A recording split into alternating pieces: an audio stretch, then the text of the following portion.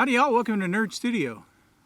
Well, you probably know what this is, the IWI Tavor, and if you've been following the saga, I've had some trouble with the Timney Sear pack, their 4-pound replacement sear pack for the Tavor, and just sort of waiting to hear back when they're going to provide a refund. In the meantime, I have obtained the Geissele Super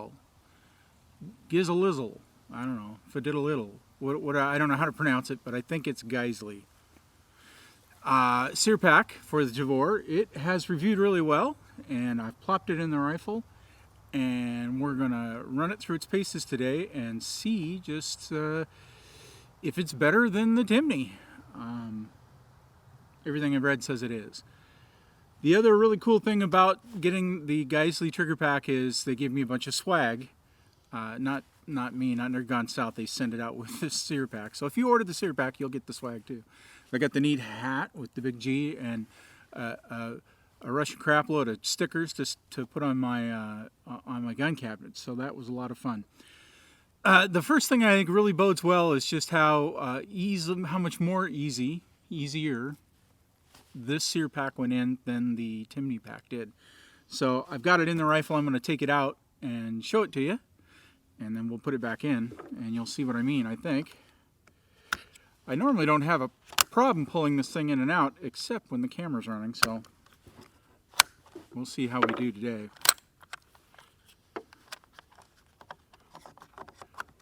There you go.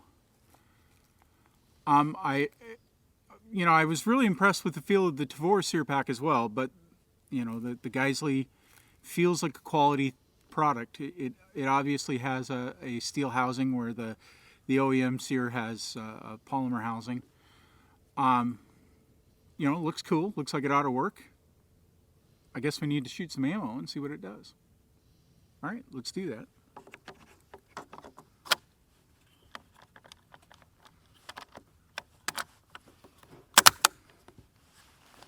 All right, we're going to start out with the ammunition that was giving the Timney sear pack so much trouble. This is 77 grain 5.56 from Silver State Armory.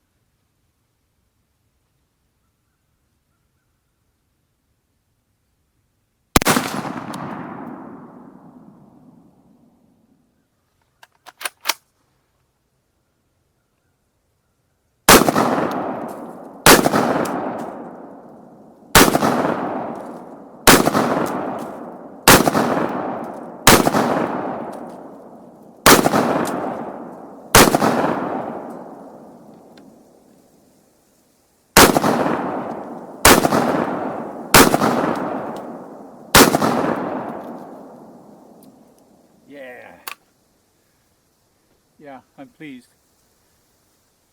This is the 77 grain from Silver State.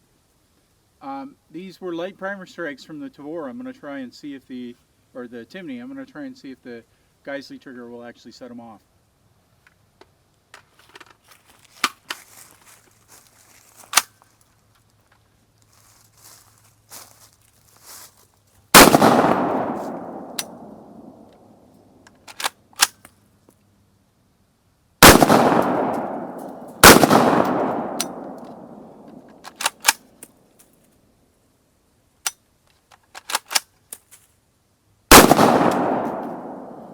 Well, not bad. We got a few of them.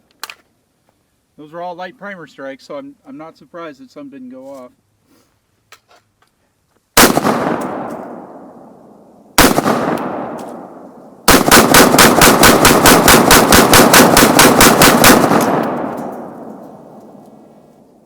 Yeehaw! All right, hey, while I'm out here having fun with the Tavor, I thought I'd point out I'm trying a 4x optic or a 4x magnifier from Vortex on the rifle today. This is the VMX 3T. I've got some positioning work to do with it. I've got it so close that I'm actually seeing the bottom of the EOTech sight. I probably need to back it up a little bit. This is the first time trying this optic or this magnifier on the Tavor, so just wanted to point it out in case you see something different here from another video that I've done. I really like this magnifier, although I mean it's really good quality. I love that you can really easily flip it out of the way. It has good adjustments. Everything feels good. The eye relief is perfect on it. I just haven't found the right fit for it. I've tried it on a couple of different rifles, and I'm hoping this will give me some good range with the Tavor and be the right fit. I've really wanted to find a good home for this optic or the magnifier, and I think this might be it. So got some work to do to figure out exactly where it needs to go and how it needs to combine up with the EOTech here. But so there you go. Wolf 223, that's what we're shooting next. This is Wolf Gold.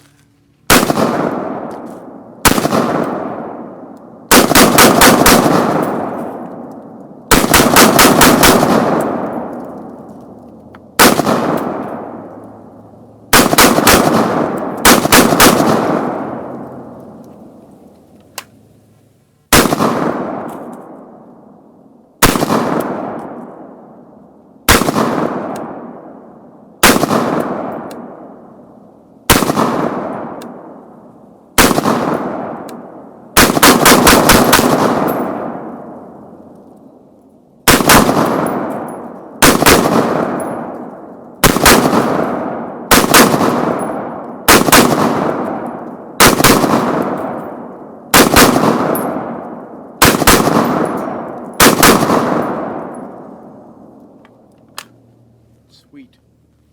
Okay, last but not least, some 75 grain hand loads, Bob King specials.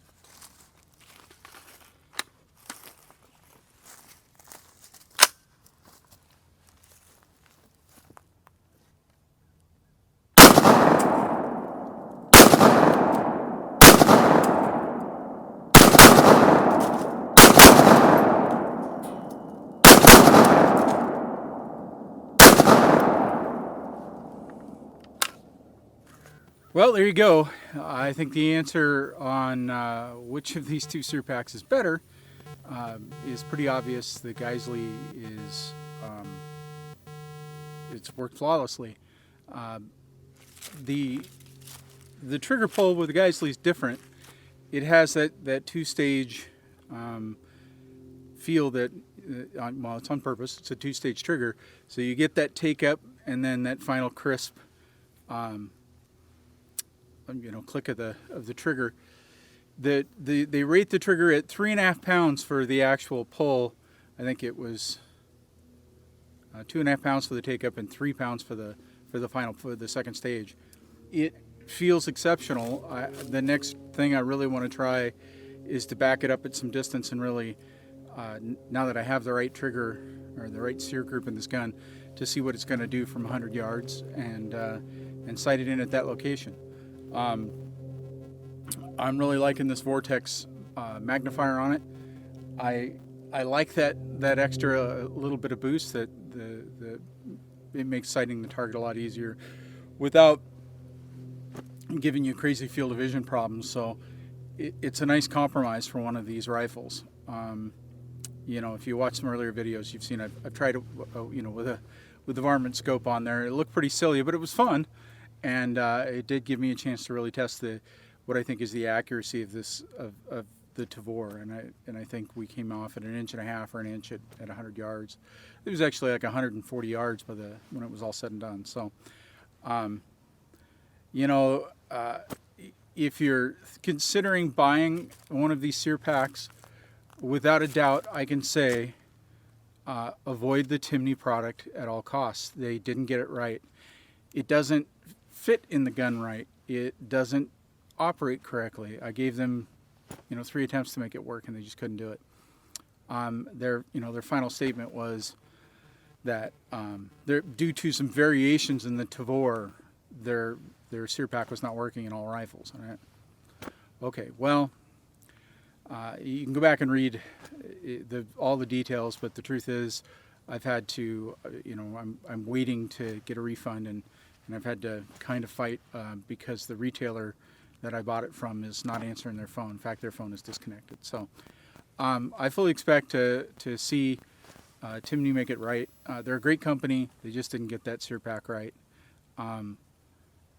If it wasn't for getting a chance to make the videos for you guys, I would never have put that much ammunition through a gun with a product that just wasn't performing correctly. I would have taken it back and said, look, this isn't working, and you need to do something with it. Firearms can be dangerous things, and something like your trigger operation needs to be dead on. So, but it gave me a chance to make some really interesting videos. And, I want to say the customer service at Timney is fantastic. I think it's a good company. I just don't think they got this one right.